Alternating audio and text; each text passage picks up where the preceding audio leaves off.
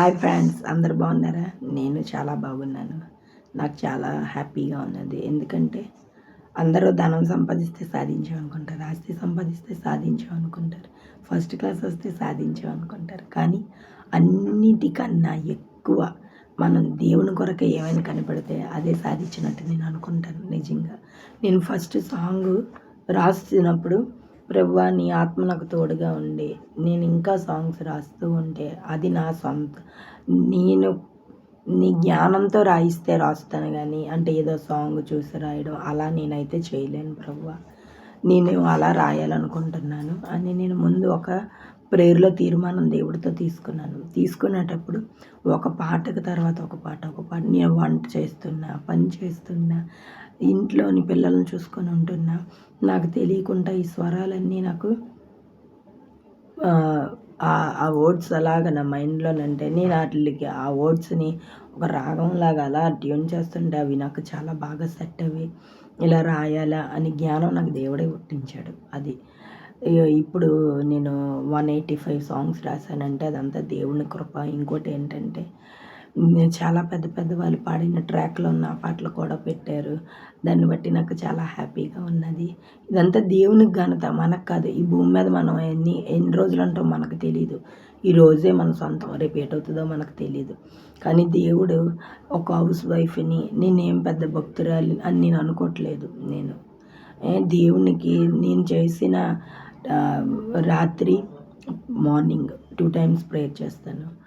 ఈ చిన్న ప్రేయర్కి దేవుడు నన్ను అంత ప్రేమించేంత జ్ఞానాన్ని ఇచ్చాడని అంటే అది దేవుడు నన్ను అంత ప్రేమిస్తున్నాడని నేను చెప్పబోయేది ఏంటంటే, ఫస్ట్లో నేను సాంగ్స్ రాసినప్పుడు అందరూ నన్ను చూసి నవ్వేవారు.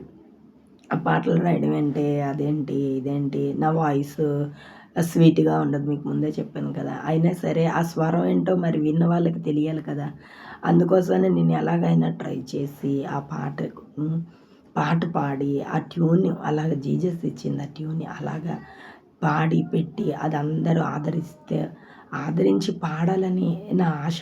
అది అలా పెట్టేదాన్ని. కానీ నన్ను చాలామంది డిస్కరేజ్ చేసేవారు. ఎందుకంటే నువ్వు పాటలు రాసి పెట్టడం అంటే మన చుట్టుపక్కల వారికి, మనకు తెలిసిన వారికి వెర్రితనంగా ఉండొచ్చు మన ప్రార్థన కానీ, మన పాటలు పాడింది కానీ ఏదైనా. కానీ దేవాది దేవుడిని గణపరిచే విషయంలోనే దేవుడు ఎప్పుడో అప్పర్లోనే పెడతారు మనల్ని. అదే నేను నమ్ముతాను. అందుని బట్టి దేవుడికి చాలా స్తుతులు చెప్తున్నాను. ఇంకా నా 200 సాంగ్స్ కూడా నేను పూర్తి పక్కా చేస్తాను. ఎందుకంటే దేవుని కోసం మనం ఏమీ చేయలేం. ఇదొక్కటి దేవుడు ఆత్మ ఫలాలు ఇస్తారు, ఆత్మ వరాలు ఇస్తారు. ఈ 2 అందుకున్న వాళ్ళు దేవుడికి చాలా ఇష్టలు. నాకు ఈ సాంగ్స్ది క్రియేట్ చేసి రాయడం అనే జ్ఞానం నాకు దేవుడు ఇచ్చాడు కనుక నేను చాలా హ్యాపీగా ఫీల్ అవుతున్నాను. చాలా సంతోషం ఉంది నాకు.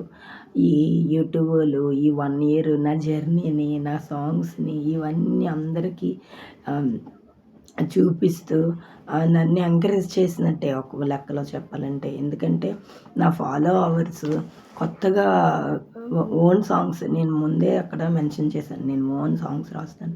దాన్ని కూడా ఆదరించి అలా చూస్తూ ఎంకరేజ్ చేశారు కాబట్టే నేను ఇన్ని రాసుకొని వచ్చానమాట. అందుని బట్టి దేవుడికి చాలా స్తుతులు చెప్తున్నాను. హౌస్ వైఫ్ని, నేను ఎప్పుడు పనులతోని బిజీగా ఉంటాను పిల్లలతోని. అయినా దేవుడు నాకు ఇది చిన్న సమయాన్ని ఇచ్చి ఇలాగా సాంగ్స్ రాయడానికి ఒక ఇచ్చారు అంటే ఇంకేం చెప్తానండి, చెప్పండి. అది డబ్బు ఈ భూమి మీద ఉన్నంత వరకే, ప్రేమ ఈ భూమి మీద ఉన్నంత వరకే, మనకు సంబంధించినవన్నీ మన ఆనందాలన్నీ భూమి మీద ఉన్నంత వరకే. కానీ ఇలాంటిది ఒకటి నాకు ఎవరిస్తారు, దేవుడు ఇచ్చాడు. అందుకే నాకు చాలా సంతోషం అండి. Thank you so much. ఇంకా అంటే ఇప్పుడు క్రిస్మస్ టైం కదండి, ఇంట్లో డెకరేషన్, షాపింగ్, మీకు తెలియలేనిది ఏముంది, ఏ క్రిప్ తయారు చేసి ఇవన్నీ పెట్టే దాంట్లోనే నేను సాంగ్స్ రాశాను కానీ పాడలేదు.